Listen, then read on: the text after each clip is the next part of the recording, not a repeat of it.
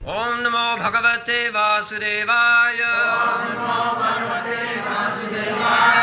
ओम नमो भगवते वासुदेवाय। ओम नमो भगवते वासुदेवाय। ओम नमो भगवते वासुदेवाय। ओम नमो भगवते वासुदेवाय।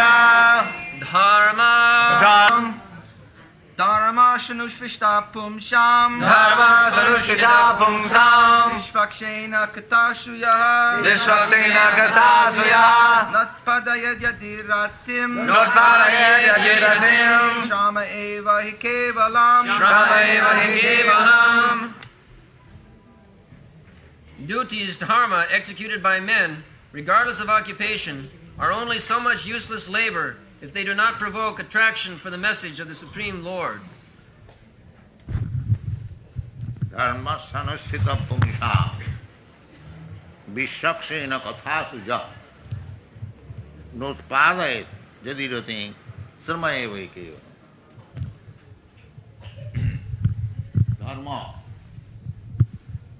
धर्म का अर्थ होता है जो अपना अपना कर्तव्य. पहले भी आप लोग को सुनाया था. धर्म का अर्थ ये नहीं है जो कोई हम एक प्रकार चीज को मान लिया वो हमारा धर्म है. जैसा हिंदू धर्म है, मुसलमान धर्म है, हम मान लिया बस काम खत्म हो गया. नहीं, धर्म का अर्थ होता है जो इंग्लिश में जैसे दिया गया है कर्तव्य. करना ही पड़ेगा, छोड़ नहीं सकेगा. जैसा नौकर है वो मालिक का हुक्म सुनना ही पड़ेगा. वो उसका कर्तव्य है, नहीं तो नौकरी नहीं टिकेगा. इसी प्रकार जीव का जो धर्म है चैतन्य महापुरुष बताया है और भगवान श्री कृष्ण भी बताया है. ममैवांश जीवभूत. जीवात्मा जो है वो हमारा अंश स्वरूप है. और अंश स्वरूप कैसा हुआ? अंश और अंशी. जैसा हमारा शरीर है, आपका शरीर है, और शरीर का अलग अलग विभाग है, limbs, parts of the body. जैसा हाथ है, पैर है, आंख है, कान है, अलग अलग विभाग. और वो विभाग का काम क्या है? आंख का कर्तव्य है देखना, कान का कर्तव्य है सुनना. आंख अगर नहीं देखता है तो उसको अंधा बोला जाता है. यानी नॉट इन नॉर्मल कंडीशन, स्वाभाविक अवस्था नहीं है. आंख का काम ही है देखना. आंख अगर नहीं देख सकता है तो वो स्वाभाविक नहीं है, अस्वाभाविक बीमारी. तो देख करके शरीर को सेवा कर. आंख का काम है देख करके हम चलने चाहता है शरीर, आंख देखता है इधर से चलिए, पैर चलता है. अलग अलग शरीर का जो भाग है अलग अलग कर्तव्य है. इसका नाम है धर्म. यानी आंख का धर्म है देखना, पैर का धर्म है चलना. इसी प्रकार जीवात्मा, भगवान कहते हैं कि ममैवांश जीवभूत. ये जीवात्मा जितने हैं हम लोग, भगवान कहते हैं हमारा अंश है. तो जैसा शरीर का अंश हाथ पैर आंख अलग अलग सब सेवा कर रहे हैं, सेवा में नियुक्त है. इसी प्रकार जीवात्मा का कर्तव्य है भगवान की सेवा में नियुक्त रहना. ये कर्तव्य, ये अंश है ना. भगवान जैसे चाहते हैं एक एक देवता से एक एक काम लेता है, इसी प्रकार एक एक जीव से एक एक काम लेता है. तो उसका नाम है भक्ति. आनुकूल्येन कृष्णानुशीलनम भक्ति रुत्तमा. भक्ति का अर्थ होता है कि एक एक जीव का एक एक कर्तव्य है भगवान का तरफ. भगवान जो चाहते हैं तुम ये काम करो, वो सेवा है। जैसे अर्जुन को भगवान बताया तुम लड़ाई करो, तो लड़ाई करना है उनका कर्तव्य, उसका नाम है भक्ति। आनुकूल्येन कृष्णानुशीलनम, अनुकूल भाव से, प्रतिकूल भाव नहीं। जो कृष्ण बताए उसको करो। भगवान ये चाहते भी हैं, सर्वधर्मान परित्यज्य मामेकं शरणं, मैं जो बोलता हूं उसको सुनो, हमारा चरण में शरणागत हो। इसका नाम है धर्म। इसलिए भगवान कहते हैं सर्वधर्मान परित्यज्य। और सब धर्म का नाम जो सब चल रहा है वो सब जुआचुरी, असल धर्म ये है आनुकूल्येन कृष्णानुशीलनम, ये असल धर्म। जैसा भगवान बताते हैं ऐसा करो। भगवान बताते हैं मन मना भव मद भक्तो मत जाजी मांग नमस्कुरु, वो तुम्हारा धर्म है, हमारा धर्म है। भगवान खुद बता रहे हैं कि सब समय हमारा चिंतन करो, मन मना भव मद भक्तो, हमारा भक्त बन जाओ, हमको नमस्कार करो, हमको पूजा करो, ये भगवान बताते। वो करना ही हमारा धर्म है, और जो काम हमारा है वो सब अधर्म है। इसलिए भागवत में कहते हैं धर्म प्रोज्झित कोई तब अत्र, जो चीटिंग छलबाजी धर्म है। यानी भगवत सेवा छोड़ करके जो कुछ धर्म का नाम में चल रहा है ये सब कोई तो चीटिंग है, असल धर्म ही है। तो हम लोग अपना अपना सब धर्म बना लिया है। तो इसलिए बता रहे हैं कि धर्मस्य अनुष्ठित पुंसा, अपना अपना सब ड्यूटी हम लोग सोच लिया ये हमारा ड्यूटी। अच्छा अपना ड्यूटी करो, परंतु आखिरी में यदि अपना ड्यूटी जो है उसको करके भगवत भक्ति हुआ तो तुम्हारा ड्यूटी ठीक हुआ, और नहीं हुआ तो समय वही केवलम, केवल परिश्रम हुआ और कुछ नहीं।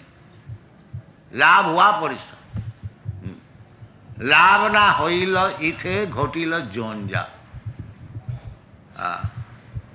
ना नरोत्तम दास ठाकुर। ये जो हम धर्म बना लिया है शरीर का, इसमें हमारा कुछ लाभ नहीं हुआ, केवल जंजाल हुआ। बस यही बात है। हम लोग जो तात्कालिक धर्म में फंसे हुए हैं और भगवान को भूल गया है, इसमें हमारा लाभ यही है, वही फंसे ही रहेंगे और कुछ नहीं, और कुछ नहीं। एक जन्म का बाद और एक जन्म वही काम में फंसा रहा, शरीर का धर्म। इसलिए कहते हैं जो अब पूछना चाहिए धर्म क्या चीज है। धर्म का अर्थ होता है क्लियर, स्पष्ट। भगवान बता रहे हैं यही धर्म है कि माम एकम, ये नहीं है जैसा मायावादी लोग कहते हैं कि कोई भगवान का रूप जाजन करो फल एक ही होगा। नहीं, भगवान ये बात नहीं बोलते। भगवान का रूप सभी है, आप भी भगवान का रूप है, हम भी भगवान का रूप है। परंतु भगवान का एक खास रूप है, वो रूप को भजन करना चाहिए।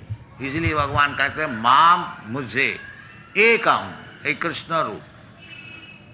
कृष्ण का अर्थ होता है विष्णु तत्व।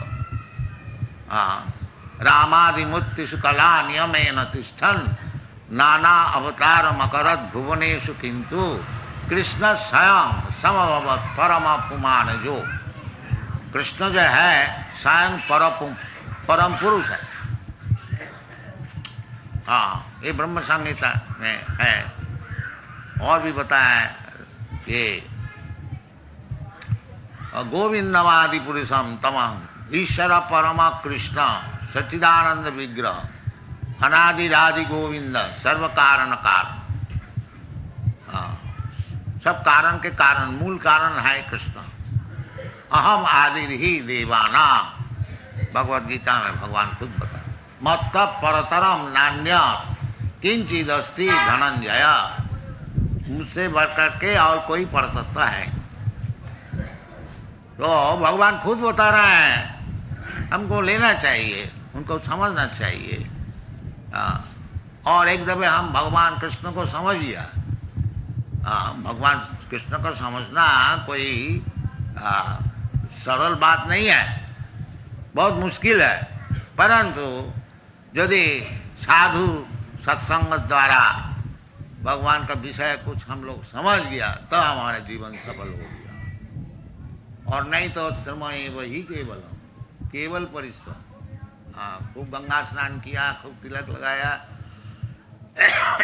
खूब तीर्थ स्थान में भ्रमण किया और पूजा पाठ जाग यज्ञ सब कुछ किया, बाकी भगवान को नहीं समझा, तो ये सब परिश्रम है, इसमें कोई लाभ नहीं।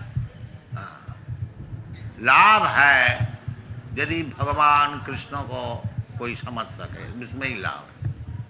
आराधित यदि हरि तपसा ततः किम, यदि भगवान कृष्ण को कोई समझ गया फिर उसका तपस्या का क्या जरूरत है, उसका काम बन गया।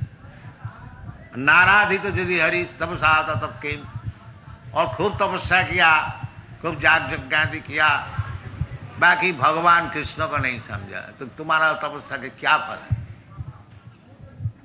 अंतर वही यदि हरि तपसा ततः किम, यदि ये बात तुम सीख गया जो अंतर में बाहर में सब समय केवल कृष्ण का दर्शन होता है, तो फिर तुम्हारा और तपस्या करने की क्या जरूरत है। तपस्या का आखिरी बात यही है। नान्तर वही यदि हरि तपसा ततः किम, और यदि सब तपस्या करते हुए भी भगवान को अंदर में बाहर में सब समय दर्शन नहीं किया, तो फिर ये तपस्या का क्या मतलब। यही शास्त्र का सिद्धांत है।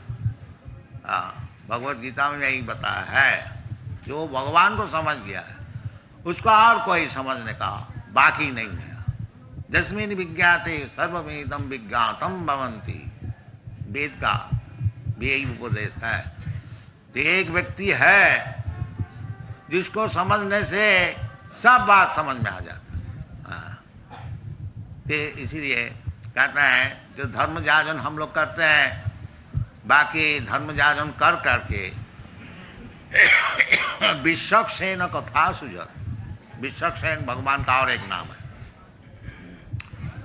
वो भगवान की कथा में यदि रुचि नहीं हुई तो समय वही के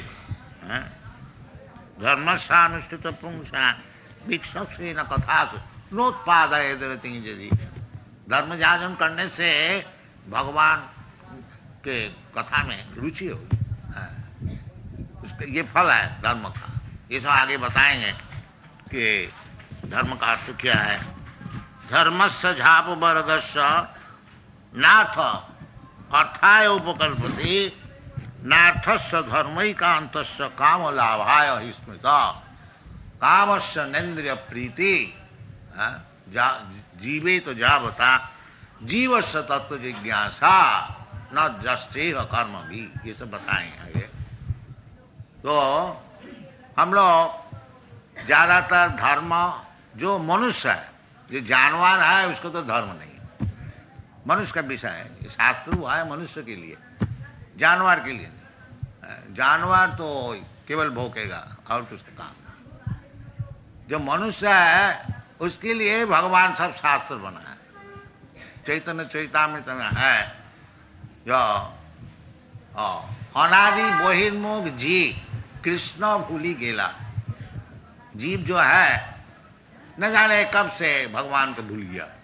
अनादि बहिर्मुख, केवल बाहरी चीज में उसका आकर्षण है, भगवान को जानता है।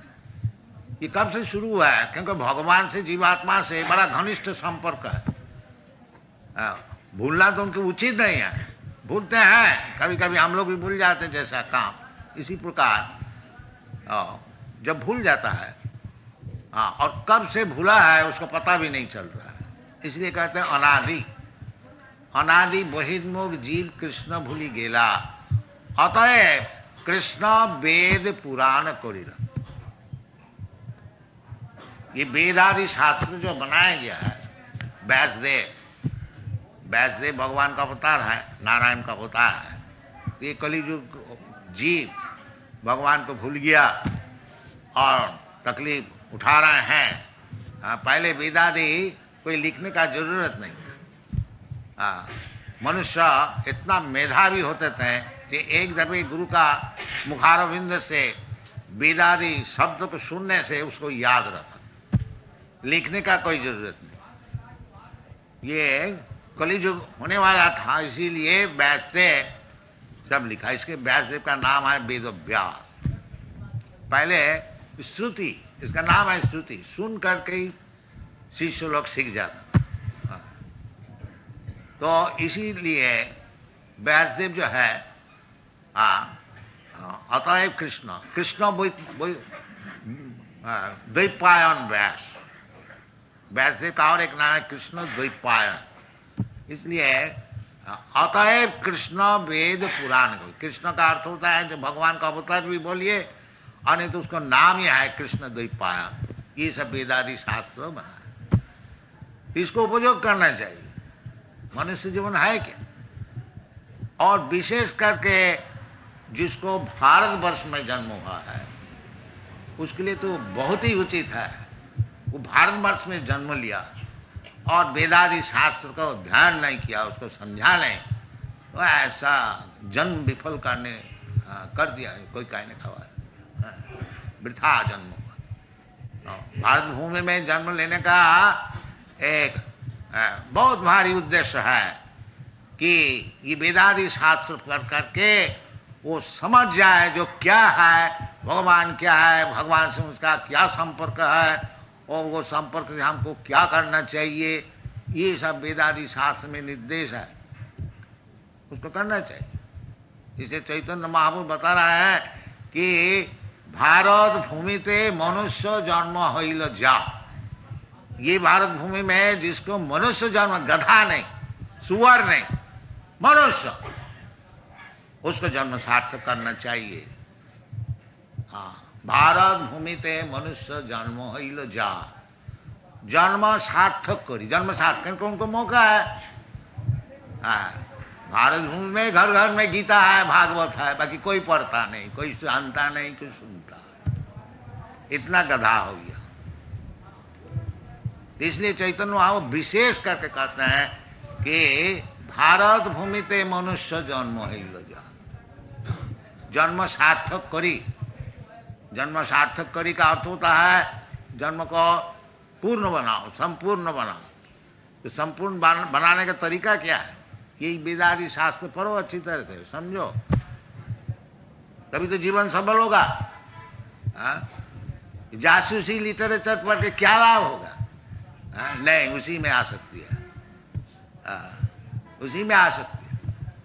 तद बायस तीर्थम, भागवत में बताया, न तद बचस चित्त पदं हरेर जस प्रगनीत कर ही चित तद बायसम तीर्थम।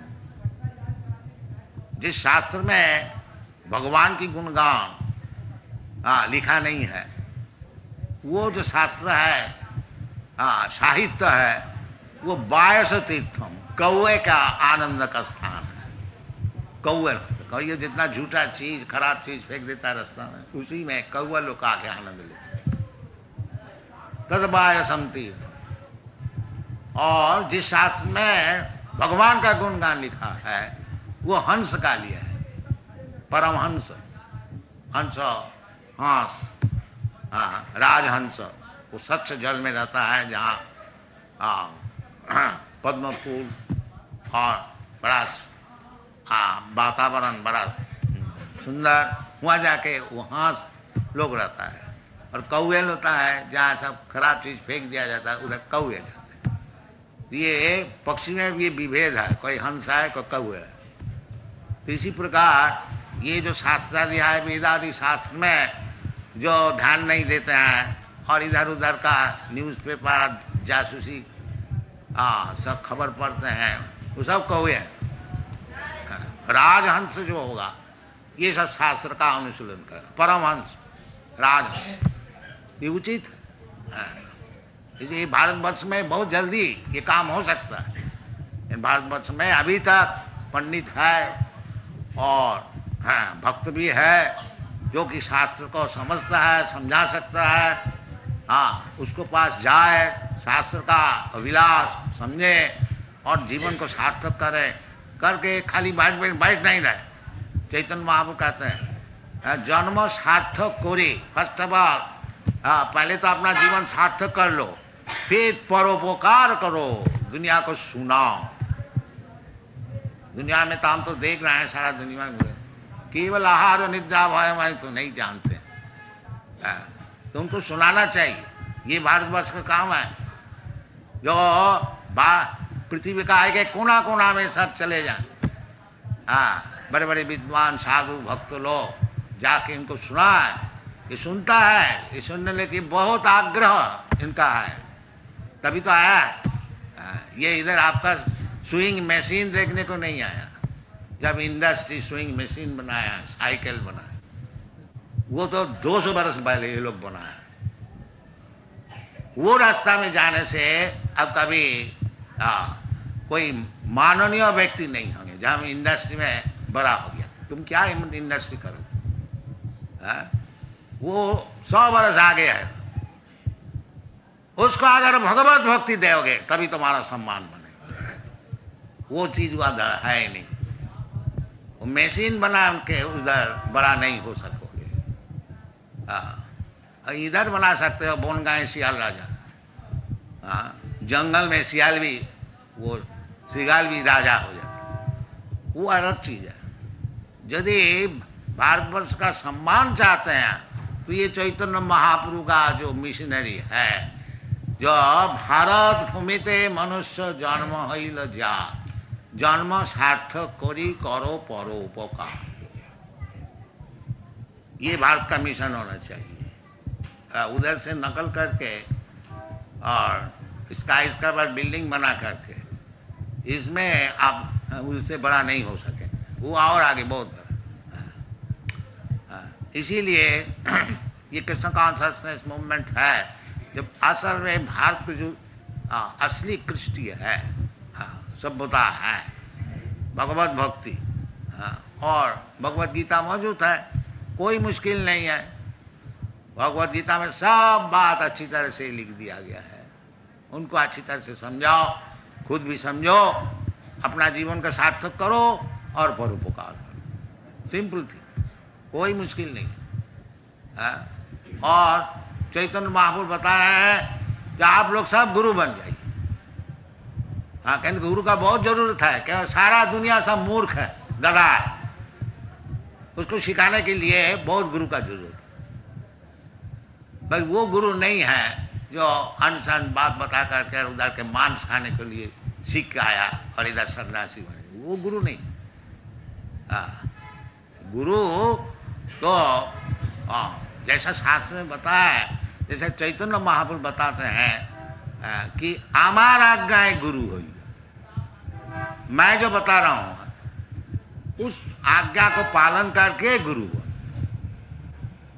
ऐसा नहीं भूमि फोर गुरु नहीं, आज्ञा पालनकारी गुरु, जो कि सुपीरियर अथॉरिटी का ऑर्डर मानते हैं, वो गुरु है। और अपना कुछ मैन्युफैक्चर करके गुरु नहीं हो सकता, वो गुरु नहीं। समित पानी श्रोत्रियम ब्रह्मनिष्ठम, शाब्दे परेच निष्णातम ब्रह्मणि कुसुमाश्रयम, ये गुरु का लक्षण है।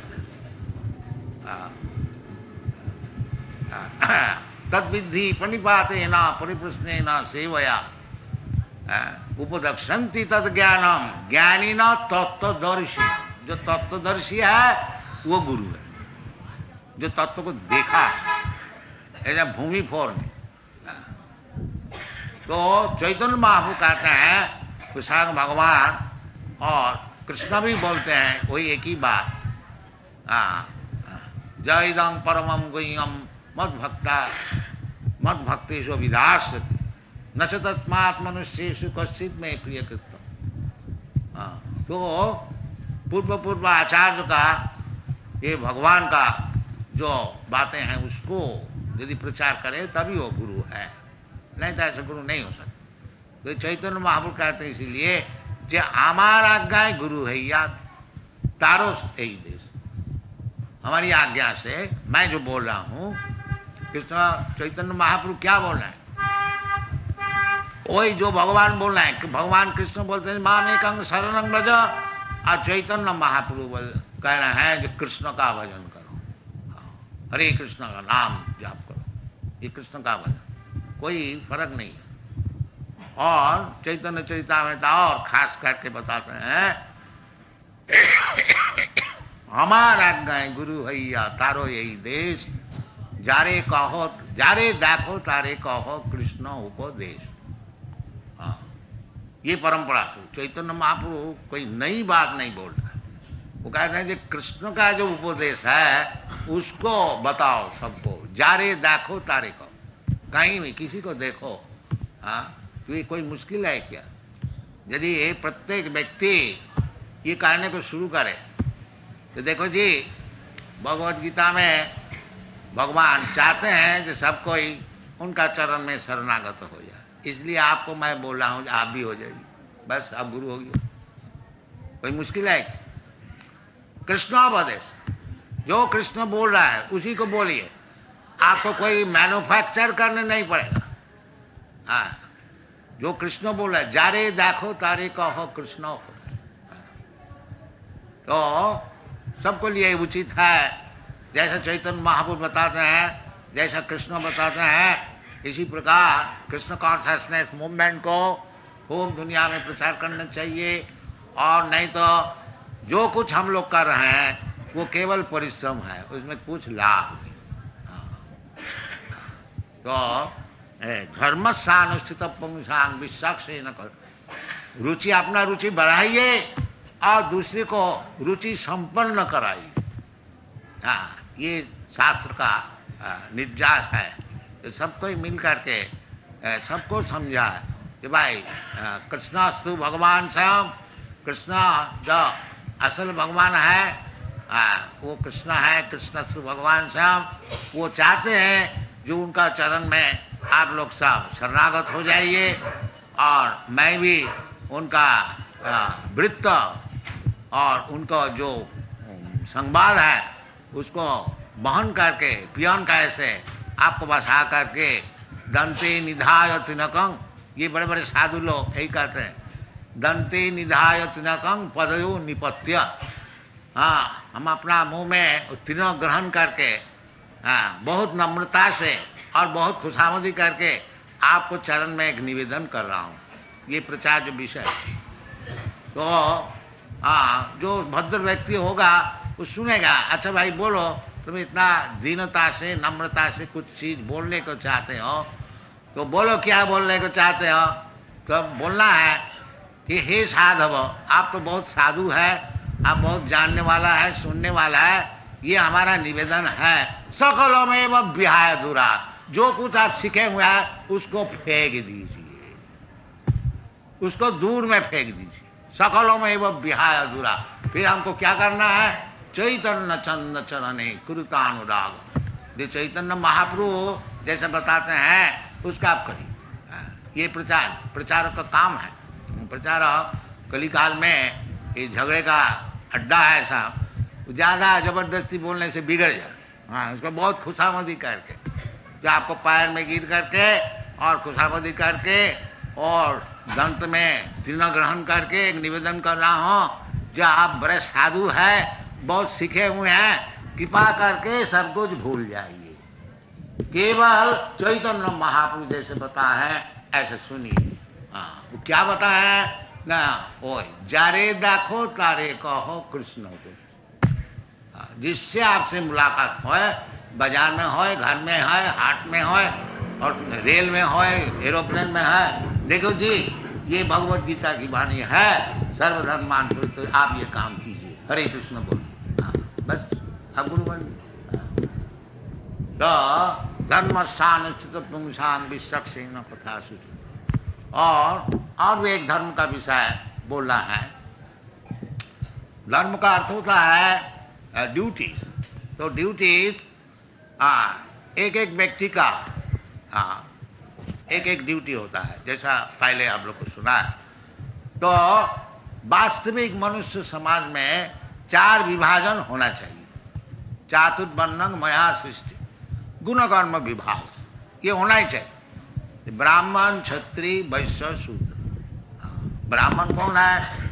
जिसका दिमाग बहुत अच्छा है और प्रैक्टिस किया है, तपस्या किया है, सत्य, सम, दम, तितिक्षा, आर्जव, ज्ञानम, विज्ञानम, आस्तिकम, ब्रह्म कर्म स्वभाव, ये सिखाना चाहिए। एक class of man there must be Brahmin, नहीं तो सोसाइटी को कौन गाइड करे? सब शूद्र हो गया तो कौन गाइड करे? हाँ, कलियुग में तो यही मुश्किल है। कलो शूद्र संभव, कोई ब्राह्मण नहीं है। हाँ, कौन सिखाएगा? ब्रेन नहीं है, शूद्र है पैर और ब्राह्मण है हेड और क्षत्रिय है बाहु और वैश्य है पेट। जैसा शरीर में 4 विभाजन है, इसी प्रकार समाज का 4 विभाजन होना चाहिए और सबसे परस्पर कोऑपरेशन, सहयोग होना चाहिए, तो परफेक्ट सोसाइटी। जैसा आपका हमारा ब्रेन है, पैर है, हाथ है, पेट है, ये अगर सहयोग करे तो शरीर सुस्त रहता है, सब काम ठीक ठीक चलता है। इसलिए भगवान कहते हैं कि चातुर्वर्ण मया सिस्टम। ये जो ब्राह्मण, क्षत्रिय, ये सब आजकल का विचार है, सब उड़ा दो, केवल शूद्र ही रहो, उसमें कुछ लाभ नहीं। ये शूद्र लोग जो गवर्नमेंट में चला गया है, तो ये क्या गवर्नमेंट चलाए? शूद्र क्या जाए? तो क्षत्रिय चाहिए। हाँ, इसलिए दुर्दशा। ये जो 4 विभाजन है धर्म, इसका नाम है वर्णाश्रम धर्म। हम लोग अभी नाम दिया है हिंदू। हिंदू नहीं, हिंदू तो मुसलमान का दिया नाम है। असल में शास्त्रीय नाम है वर्णाश्रम धर्म। हिंदू धर्म नहीं, वर्णाश्रम। 4 वर्ण 4 आश्रम, ब्राह्मण, क्षत्रिय, वैश्य, शूद्र और ब्रह्मचारी, गृहस्थ, वानप्रस्थ, सन्यासी। ये 8 चीज अच्छी तरह से ऑर्गेनाइज भाव से चलाना चाहिए। तो कलियुग में ये भी असंभव हो गया और ठीक ठीक ब्राह्मण, क्षत्रिय, वैश्य मिलता नहीं। इसलिए कलियुग में भगवान शास्त्र में एक ही निर्देश दिया है कि तुम चाहे ब्राह्मण हो, शूद्र हो और क्षत्रिय हो, जो कुछ हो, असल में तुम्हारा काम है भगवान को संतुष्ट करना। ये असल काम है। वर्णाश्रम विभाग। हाँ, ये नैमिषारण्य में बड़े बड़े ब्राह्मण, पंडित और ऋषि लोग को विचार में ये स्थिर हुआ है। अतः पुंग भी द्विज श्रेष्ठ, ये शुद्ध गोस्वामी बताया। जो देखो जी, आप लोग तो सब द्विज श्रेष्ठ है, बड़े बड़े ब्राह्मण सब इधर उपस्थित है। तो शास्त्र का अनुसार ये निर्दिष्ट है। अतः पुंग भी द्विज श्रेष्ठ वर्णाश्रम विभाग। कोई वर्णाश्रम को बात किया है, 4 वर्ण और 4 आश्रम। तो वर्णाश्रम विभाग सानुष्ठित धर्मस्य संसिद्धि हरितोषण। वही बात इधर भी है।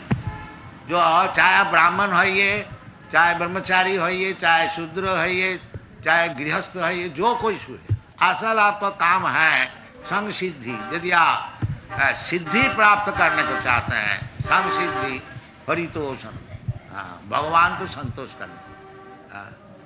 तो कलियुग में ये जो विभाजन है, ब्राह्मण, क्षत्रिय, वैश्य, शूद्र, ब्रह्मचारी, गृहस्थ, वानप्रस्थ, स्ट्रिक्टली होना बहुत मुश्किल है।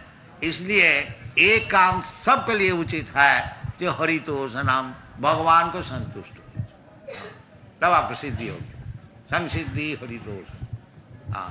तो एक भगवान कलियुग में बड़ा सरल भाव से संतुष्ट हो सकेगा। क्यों? क्या, किस तरह से? हरेर नाम हरेर नाम हरेर नाम केवलम कलो नास्तेव नास्तेव नास्तेव गतिरन्य। इसलिए शास्त्र का निर्देश अनुसार हम लोग तो बहुत गिरे हुए हैं। इसलिए हरेर नाम, भगवान का नाम, ये नहीं है कोई नाम लिया, नहीं, हरेर नाम। इसलिए खास करके बताया हरेर नाम। तो भगवान का अनंत कोटि नाम है, राम, नृसिंह, बराह आदि अनेक हजार नाम है। कोई नाम भी ग्रहण कीजिए। अभी हम तेहरान से आ रहे हैं, उधर मुसलमान का देश है। तो कोई ऐसा समझा जो हम लोग आपका कृष्ण का नाम क्यों ले? नहीं, हम बोलता है जो कृष्ण का नाम नहीं, भगवान का नाम अनेक है। आप क्या भगवान का नाम समझते हैं? वो बोलता हम लोग बोलता है अकबर, अल्लाह, और अल्लाह का नाम लीजिए, बाकी भगवान का ही नाम लीजिए और कुछ नाम। नाम नामकारी बहुला निज सत्व शक्ति। तो भगवान का नाम शास्त्र में जैसा है उसको ग्रहण कीजिए, ग्रहण करके अपना जीवन को सफल कीजिए, कोई मुश्किल नहीं है।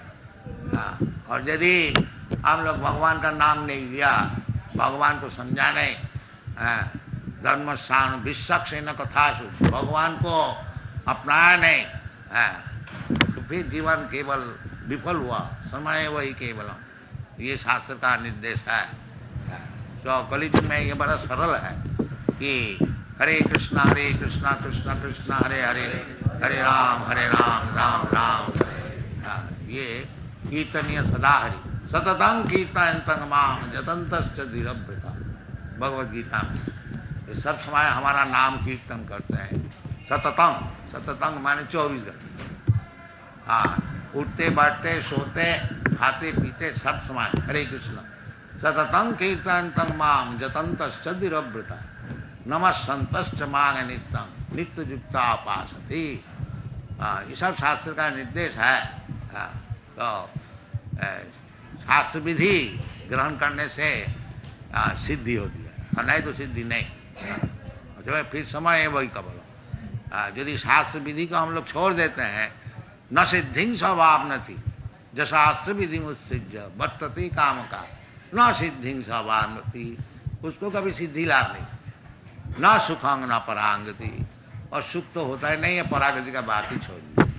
तो शास्त्र में बताया है, निर्देश दिया है, चैतन्य महाप्रभु ने प्रचार किया है, ये हरे नाम ही केवलम, बड़ा सरल उपाय है।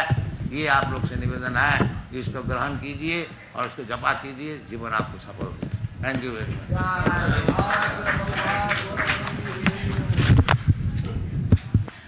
काली भक्त माने पाटा खाবার জন্য, আর কিছু ভক্ত টক্ত কিছু নয়। গণং দেহি রূপং দেহি রূপবতী ভাজ্যাং দেহি যশো দেহি, এইসব দেহি, আর আমি খুব মজা করি।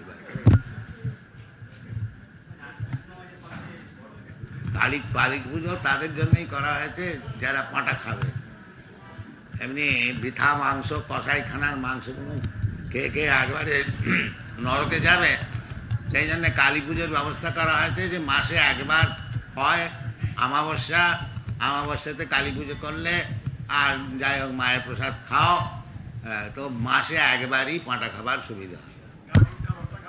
আর রোজ নয় যে ওই দোকানেতে একটা কালী রেখে দিয়েছে, এটা তো শাস্ত্রবিধি। শাস্ত্রবিধি হচ্ছে কালী পুজো করে খাও, এটা মানে রেস্ট্রিক্ট কর। এটা যে খুব একবার রাস্তা করে দিয়েছে আজকাল, যেটা চলছে সব জায়গাতে, মুসলমানেরও আছে। মুসলমানের যে কোরবানি, সেটা ওই বকরিদের সময় মসজিদে করে। এটা জীব হিংসা একেবারে নিষেধ শাস্ত্রতে, সব জায়গায়। খ্রিস্টানরাও 10 কমান্ডমেন্টসের ভেতরে আছে, দাও শাল নট কিল। কি মানছে কি শুনছে, যা তা করছে শাস্ত্র। সেই জন্য বলছে যশাস্ত্র বিধি মুৎসৃজ্য বর্ততে কামকাল, না সিদ্ধিং স্বভাবতি না সুখং না পরাং। যারা শাস্ত্রবিধি ছেড়ে দিয়ে যা তা করে, তারা সুখ তো কোনোদিন পাবেই না, সিদ্ধিও পাবে না, আর মুক্তির তো কোনো কথাই।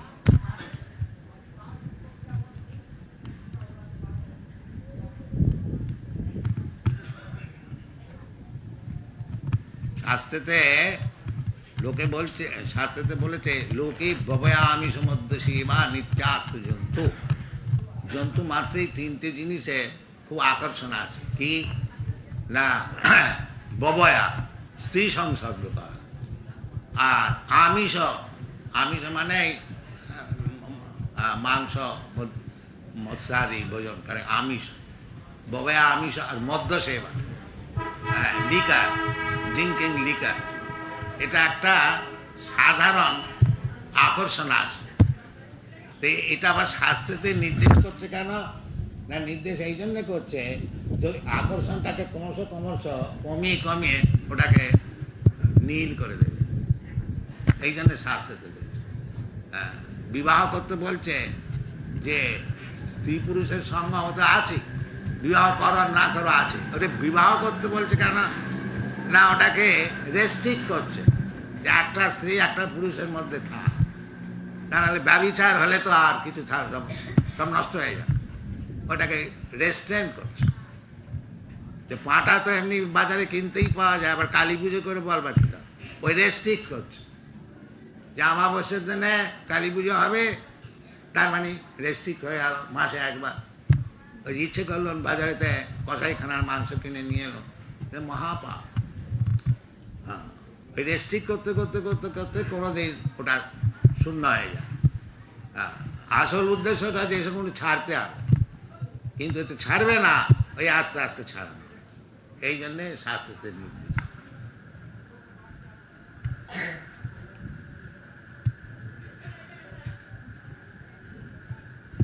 Any other question?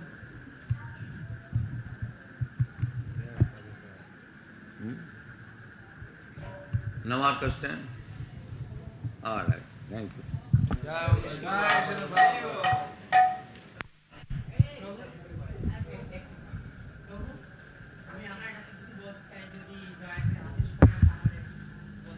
হ্যাঁ বলুন।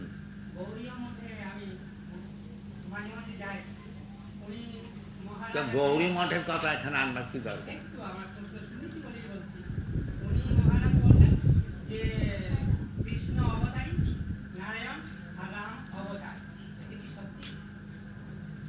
হ্যাঁ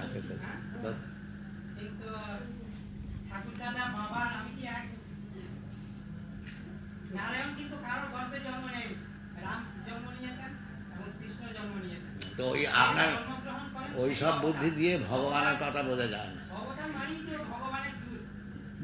শোনো, এই ভগবান কৃষ্ণ ওই জন্য জন্ম কর্মে দিব্য।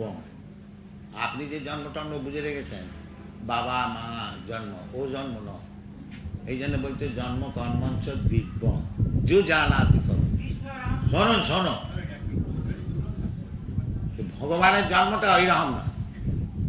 আপনি যেরকম বলছে বাবার থেকে জন্ম হলো, মায়ের থেকে জন্ম হলো, তা নয়। এই জন্য বলছে জন্ম কর্মঞ্চমে দিব্যম।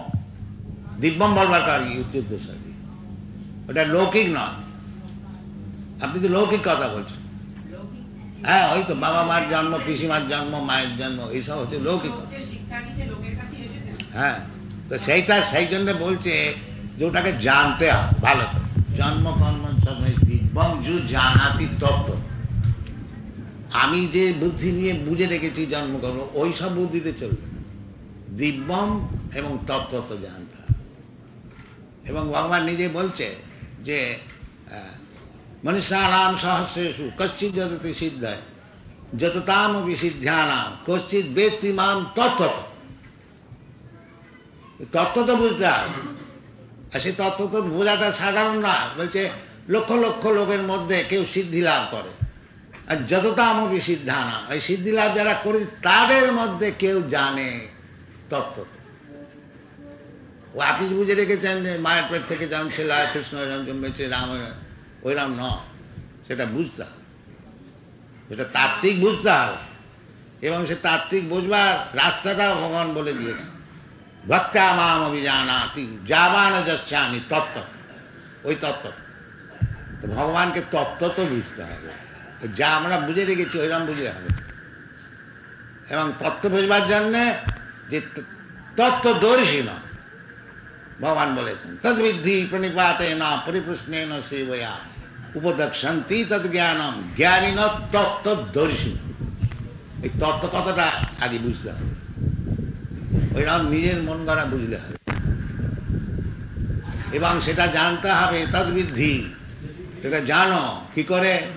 প্রণিপাতে না, আগে নিজের যে বিদ্যা বুদ্ধি আছে সেটাকে প্রণিপাত করতে হবে, প্রকৃষ্ট রূপে নিপাত করে দিতে হবে। এটা হচ্ছে আসল কন্ডিশন। আমি খুব জেনে রেখেছি, বুঝে রেখেছি, বাস ঠিক হয়ে গেল না। তদ্বিদ্ধি প্রণিপাতে, হ্যাঁ, প্রকৃষ্ট রূপে নিপাত করে দাও। প্রণিপাতে না পরিপ্রশ্নে, সেই ভয়া সেবা করতে হবে, পরিপ্রশ্ন করতে হবে, প্রণিপাত করতে হবে। এইরকম ভাবে করলে যে জ্ঞানী তত্ত্বদর্শী যে তত্ত্ব জানে সে বুঝিয়ে দেবে, নিজের মন করা বুঝলে হবে না। যেমন শাস্ত্রের নির্দেশ আছে সেরকম। রাম জন্মাবার 7,000 বছর আগে রামায়ণ রচনা হয়েছিল, ওই জন্য বলছি যে তত্ত্বদর্শীর কাছে যেতে হবে, ওইরকম ভাবে বুঝলে হবে, ওইরকম বুঝলে হবে।